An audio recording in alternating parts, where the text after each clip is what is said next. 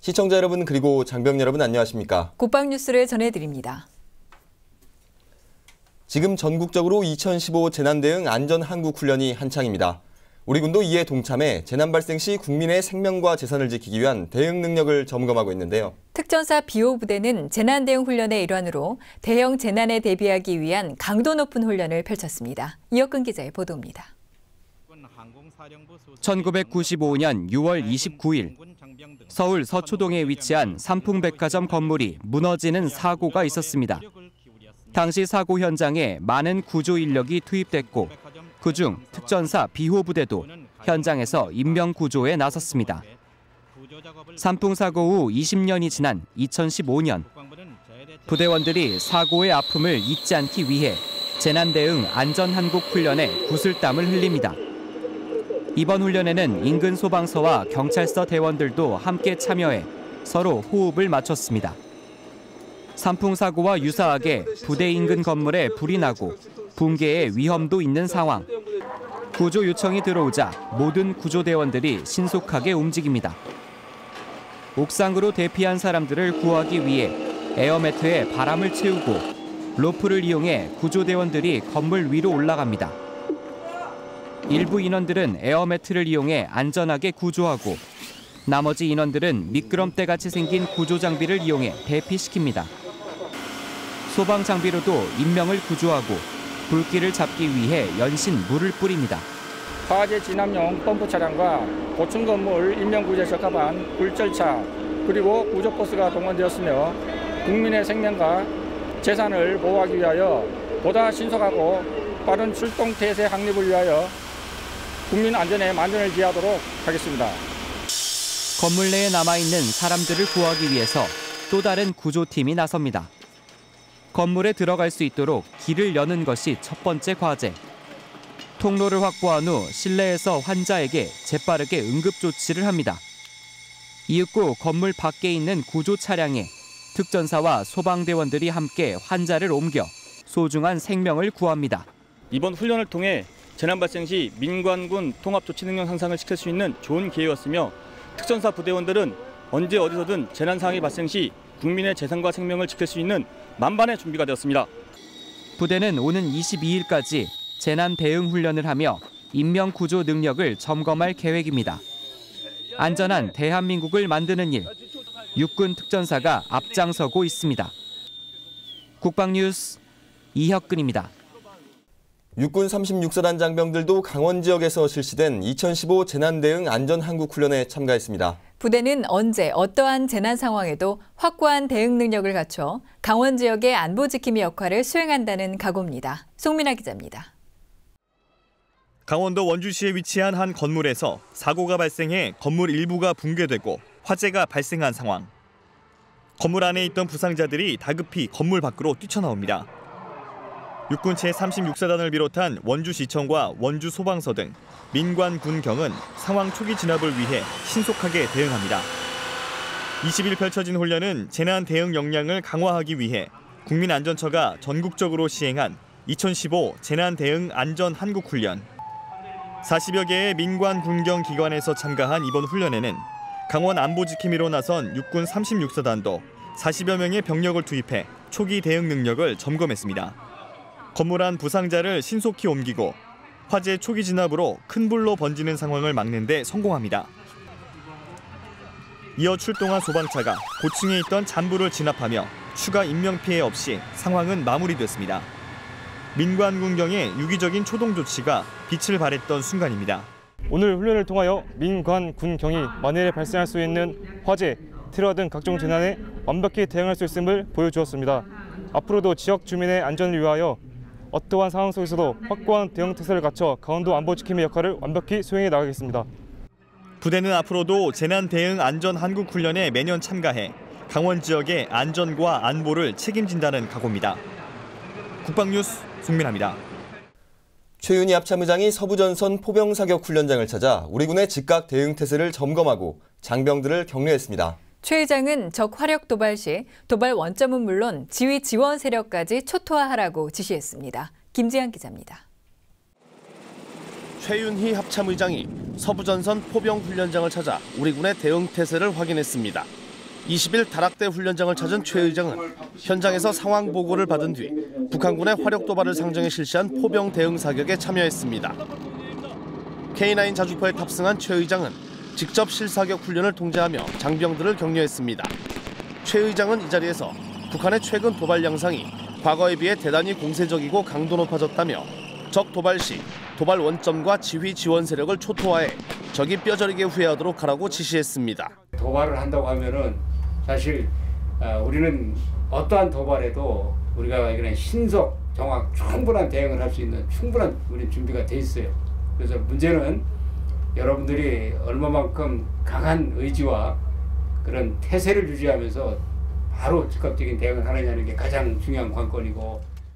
최 의장의 이날 방문은 최근 북한의 군사적 타격 위협 발언과 서해 NLL에서의 해상 사격 등 군사적 도발 가능성이 높아지고 있는 가운데 현장 부대의 화력 대응 태세를 점검하는 차원에서 진행됐습니다. 이에 앞서 최 의장은 제1야전군 사령부를 방문해 장준규 사령관으로부터 최근 적 동향을 보고받고 경계작전과 대비 태세에 전념하고 있는 장병들을 격려했습니다. 국방뉴스 김지한입니다. 5월은 가정의 달입니다. 사랑하는 가족들과 따뜻한 마음을 나눌 수 있는 좋은 기회이기도 한데요. 네, 국방 FM이 가정의 달을 맞아서 2시간 동안 DJ와 청취자들이 함께하는 코너를 마련했습니다. 윤현수 기자입니다. 매일 오전 10시 방송되는 국방 FM 이익선의 해피바이러스. 국방 FM은 5월 가정의 달을 맞아 DJ와 청취자가 함께하는 시간을 마련했습니다. 주인공은 평소 열혈 청취자로 알려진 영등포구 여성 예비군들. 소대장인 이현희 씨와 분대장인 손순희 씨가 DJ 이익선 씨를 도와 부진행자로 나섰습니다. 네, 안녕하십니까. 저는 52사단 서울시 영등포구에 속한 여성예비군 소대장 이현희입니다. 안녕하세요. 모든 게 처음이라 어색할 법한데 이런저런 대화를 능숙하게 주고받습니다. 지나가면 휴가 나온 병사들이 모두 서서 격려를 그렇게 한대요. 저는 한 번도 못 받아봤는데. 이 소대장의 경우 남편은 예비역 대령, 딸은 육군 15사단 여군 중위, 아들은 ROTC 후보생으로 대한민국의 자랑스러운 군인 가족이기도 합니다. 2부 순서에는 특별한 자리가 마련됐습니다. 이 소대장의 딸이자 현재 육군 15사단에서 근무 중인 김윤희 중위가 휴가를 내고 국방 FM을 방문한 겁니다. ROTC 2기로 여군의 길을 걷게 된 건 아버지의 영향이 가장 컸습니다. 아버지의 모습을 보면서 저도 항상 아버지처럼 되고 싶다는 생각을 했고 망설임 없이 지원을 하게 됐습니다. 그렇군요. 역시 정은장교. 뭐 뺄 게 없어. 주옥같이 딱 요약해서 얘기를 해주시는데요. 군인인 아버지와 예비군 소대장인 어머니, ROTC 후보생인 남동생과 얽힌 가족 이야기를 나누며 2시간 동안 웃음꽃을 피웁니다. 5월 가정의 달을 맞아 마련된 국방 FM 오픈 스튜디오. 국방 FM은 DJ와 청취자가 함께하는 방송. 청취자의 눈높이에 맞춘 다가가는 방송을 만들기 위해 지속적으로 노력할 계획입니다. 국방뉴스 윤여수입니다. 국방뉴스 특별기획 훈련병의 품격 나는 8강모 사나이. 1197기 예비훈련병들 아직 정식으로 입소하진 않았지만 군인으로서의 기본기와 예절에 대해 배우게 됩니다. 네, 체력 역시 아직 해병대 사나이로 불리기엔 많이 부족한데요. 정식 입소를 준비하는 예비 훈련병들의 분주한 모습을 카메라에 담았습니다. 함께 보시죠.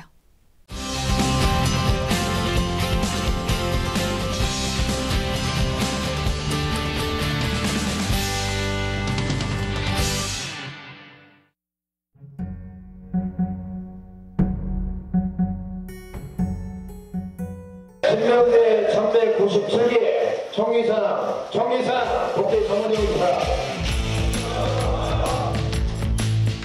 예비 훈련병들의 하루는 무엇으로 시작할까요? 소대장 동지하에 인원 파악을 하겠다. 알겠나? 네. 그렇습니다. 밤새 훈련병들에게 혹여 특이사항이 발생했는지, 환자는 없는지 확인합니다. 아직 정식 입소 전인 예비 훈련병들은 옷을 갈아입고 반듯하게 잠자리를 정리하는 것도 군인이 되기 위한 하나의 교육 과정입니다. 최초 입영자들이 입영을 하게 되면 각종 신체 검사와 인성 검사를 통해 귀가 조치 대상자는 귀가 조치를 하게 되고 군 생활에 필요한 각종 일용품과 피복류를 지급받고 나면 입교식 전까지 군대 예절과 기본 수칙에 대해서 배우게 됩니다. 아침 조모를 위해 연병장에 모인 예비 훈련병들. 점호 순서도 하나하나 소대장에 상세한 설명으로 진행됩니다.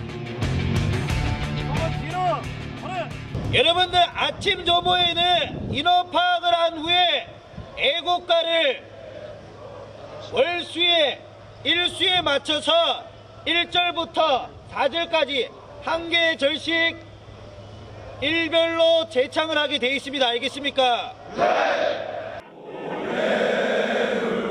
맑은 아침 공기를 마시며 애국가를 힘차게 불러봅니다.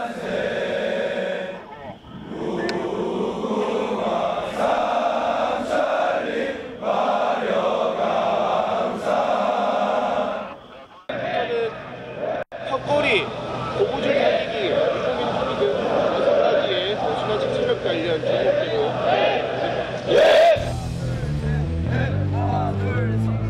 예비 훈련병들은 매일 아침 주차별 목표에 따라 순환식 체력 단련을 합니다.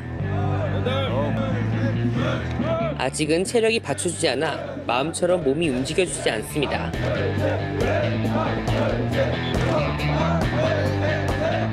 하지만 6주의 변이 있을 자신의 체력에 깜짝 놀랄 것입니다. 사회생활 했을 때보다 일찍 일어나고 많이 피곤한 것 같습니다. 아침에 운동하려니까 몸이 안 움직이고 많이 힘듭니다.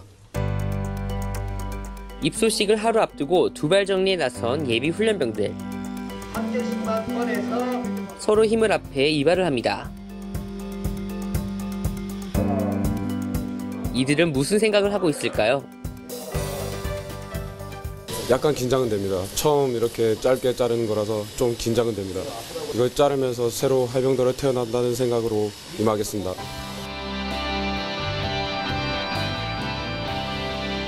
이발을 하며 새로운 마음을 먹은 만큼 최고의 해병으로 거듭나길 응원하겠습니다.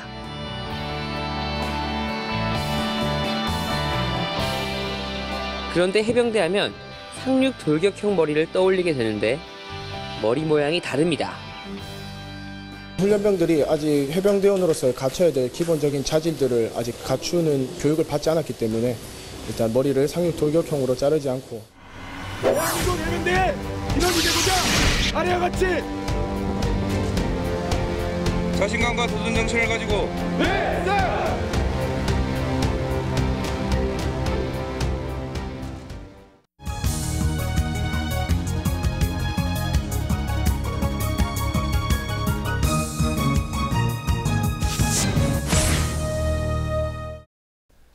최근 북한의 대남 공작 조직과 연계해 북한에서 마약을 제조하고 반북 인사들의 암살을 시도한 이들을 검찰이 구속 기소한 바 있습니다. 북한이 국내 기술자를 포섭해서 마약을 제조하는가 하면 세계 각지에서 불법 밀매를 일삼다가 적발돼서 국제적 이미지도 크게 추락을 했는데요. 북한은 지금 이 시간에는 전 북한군 간부였던 이소연 씨와 얘기 나눠보도록 하겠습니다. 안녕하십니까? 네, 안녕하십니까? 네, 이 북한이 반북 인사에 대한 이 암살 지령을 내렸었다고 국정원이 밝혔는데 네. 혹시 이소연 씨도 이러한 위협을 느낀 적 있으십니까? 저는 개인적으로 직접적인 위협을 받은 적은 없고요. 대신 이메일 해킹이나 이런 적은 있었습니다. 근데 최근에 북한이 대남 공작 조직하고 연계해 가지고 대한민국의 범죄 사람들을 데려다가 마약을 제조하는가 하면 황장엽 선생님을 비롯한 탈북 인사들을 암살 또는 테러하는 조건으로 4만 달러라는 돈도 지급을 해주고 그래서 지금 많은 탈북자 단체 대표들 여기 와서 좀 왕성한 활동을 하시는 분들이 그런 위협을 지금 받고 계십니다. 현 상황에서. 그래서 그들이 일하는 사무실에 죽은 쥐를 택배로 보내거나 또는 도끼 같은 것을 택배로 보내서 이렇게 죽을 수도 있고 이렇게 죽일 수도 있다는 이런 위협을 하는 거죠. 즉 한마디로 북한에서 넘어온 탈북민들이 자기들이 겪은 각종 실상, 즉 그들이 하는 얘기는 거짓이나 포장이 아닌 사실적인 이런 얘기를 하는 것에 대해서 김정은 정권이 독재성, 잔인성이 계속 알려주고 있기 때문에 북한 당국, 김정은 정권으로서는 이런 탈북민들이 눈에 든 가시가 아닐까. 그래서 앞으로 이런 위협이 계속 지금 뭐 끊어지질 않고 계속 지금 지행되고 있는 이런 상황이라는 겁니다. 네, 최근에 북한과 중국의 접경 지역에서요. 북한이 마약 밀거래를 하다가 중국 공안에 적발이 되면서 이 북한이 마약 밀거래를 하면서 외화벌이를 하는 게 이제 드러났습니다. 네. 정말 외화벌이 수단을 가리지 않는다는 것이 정말 의아한데요. 어떻습니까? 네, 그동안에 북한 정부가 뭐 위조 지폐를 제조하거나 또는 뭐 무기 밀거래 등을 통해서 정말 돈이 되는 일에는 모든 것을 투자하고 모든 것을 행하는 범죄 조직이었다라는 것은 다시 한번 우리가 알 수가 있었습니다. 그래서 심지어 그 북한 군부 내에서도 이런 외화벌이를 위해서 대남연락소 기관 내 일반인이 출입할 수 없는 그런 기관 내에다가 마약 제조 공정을 만들어 놓고 마약을 제조해서 밀매를 해서 외화를 벌어들이고도 있고요. 네네. 심지어 또 그 평양에 있는 김형지 군의대학이라는 그 의사를 양성하는 최고의 그 의학대학이 있습니다. 네. 거기에서도 마약 성분이 들어간 그런 각종 알약을 제조해서 1년에 50만 불이라는 외화를 계속 지금 지속적으로 벌어들여가고 있고, 즉 그 한마디로 말하면 가장 손쉽게 돈을 벌 수 있는 이런 것이 그 마약이라는 것이 그런 원천이기 때문에 이런 것을 통해서 자기들의 그 불법 자금을 만들기 위한 이런 것에는 정말 불불을 가리지 않고 하고 있는 그런 독재 정권이다라고 보아집니다. 네, 그리고요 최근에 또 방글라데시의 북한의 식당에서 비아그라와 또 술을 몰래 팔다가 적발이 되고 또 북한 대사관 직원이 금괴를 불법 밀반입하려다가 또 적발이 돼서 추방이 당한 적이 있습니다. 네. 이런 것들을 보면 이 북한 주민의 개인적인 일이 아니라 북한 당국의 지시에 의해서 했다는 점이 더 큰 문제가 아니겠습니까? 네, 그렇습니다. 심지어 그 북한 내에서 무역 일꾼들 하게 되면 북한의 경제난을 해결하기 위해서 나와서 정상적인 방법으로 무역을 해야 되는 일꾼들인데 이 일꾼들에게 그런 무역 외에 정부에다 얼만큼 바치라고 하는 그런 그 수당이 제정이 되어 있습니다. 그래서 이 사람들이 자기가 그 일하고 있는 부서에서 돈을 그 수당을 벌기 위해서는 정상적인 방법으로 할 수 없기 때문에 이렇게 각종 돈이 되는 뭐 마약이나 또는 불법 금괴라든가 이런 것에 손을 대 가지고 그 수당을 채우기 위해서는 어쩔 수 없다는 겁니다. 또 그래야만 본인이 살아남을 수 있고요. 그러니까 즉 한마디로 말해서 이런 그 대남 연락소뿐 아니라 이런 그 무역을 하는 곳을 통해서 북한 김정은 정권이 주민들을 위한 경제난을 그 타개한다라고 하기보다는 자기의 권력을 유지하기 위한 또 그 권력 충돌을 위한 이런 돈벌이 수단으로 하고 있기 때문에 실질적으로는 한 국가, 북한이라는 국가가 개인이 아닌 국가가 지금 이런 범법 행위를 통해서 돈을 벌어들여가고 있다라고 보아집니다. 네, 또 최근 이 모잠비크에서는 이 코뿔소 뿔을 밀매하려다가 이제 경찰에 적발되기도 했는데 최근 북한의 불법 이 밀거래 양상 과거에 비해 어떻습니까? 북한의 그 밀거래 양상이 김정은 시대에 들어와서는 좀 더 다양해진다라고 보아집니다. 그래서 옛날에는 그냥 일반 무역 일꾼들에게 너희가 그냥 할 수 있는 능력 선에서 나가서 수당을 얼만큼 벌어와라라고 했지만은 이제는 이런 조직적인 범위 내에서 진행을 한다는 거죠. 즉 한마디로 말하면 이런 마약 같은 것도 일반 개인이 하게 되면 총살당합니다. 북한 내에서는. 하기 때문에 국가 권력기관 내에 있는 국가보위부나 대남연락소나 또는 이런 한 개의 뭐 군의대학 같은 이런 부분에서 마약을 만들어서 제조 또는 그 밀매를 하는데 그 밀매하는 장소가 이제는 뭐 두만강이나 압록강이나 뭐 이런 것을 통해서 하기보다는 또 북한이 무기 수출을 통해서 하던 것을 지금 다 제재당하지 않았습니까? 그래서 뭐 국경 지역에는 낮은 선봉 같은 이런 순수한 무역 공간을 하나의 대납 공작 기지 또는 이런 불법 자금을 위한 기지로 만들어서 전락을 시켜가지고 중국, 러시아, 심지어 이번에 밝혀졌듯이 대한민국 범죄 조직까지도 끌어들여서 마약을 제조해서 팔고 있고, 즉 저는 이 모든 것을 봤을 때 북한의 이런 행태 앞으로도 끊임없이 저는 이어져 갈 수밖에 없다. 라고 보아집니다. 왜냐하면 주민들 속에서 지금 경제난 뭐 그들이 어려운 생활난은 전혀 지금 해결이 안 되고 있기 때문에 그런 속에서 불평과 불만이 나오고 있지요. 근데 이 모든 것을 타개하기 위해서는 자기 정권 유지를 위해서는 권력층들에게 이런 불법 자금을 통한 선물을 통해서 충성심을 유도하는 방법으로 권력을 유지하는 아주 그런 조직이기 때문에 북한 내 이런 행동은 앞으로도 계속 이어질 가능성이 많다라고 보아집니다. 네, 여기까지 듣겠습니다. 지금까지 북한군 출신 이소연 씨와 함께했습니다. 오늘 말씀 감사합니다. 감사합니다. 5월 21일은 가정의 달인 5월에 둘이 하나가 된다는 의미를 가진 부부의 날입니다. 우리 군에도 남편과 아내가 모두 군인의 길을 걷고 있는 분들이 무려 2천여 쌍이 넘는데요. 네, 임무 특성상 떨어져 있는 거리만큼이나 부부 군인의 생활은 결코 쉬운 길은 아닌데요. 그래도 조국을 지키는 외롭고 험난한 길을 그 누구보다 더 잘 알기에 서로를 믿고 의지하며 오늘도 나란히 군복을 입는 게 아닐까요? 둘이 하나 되어 대한민국을 지키는 부부 군인 여러분이 정말 자랑스럽습니다. 국방뉴스를 마칩니다. 시청해주신 여러분 고맙습니다.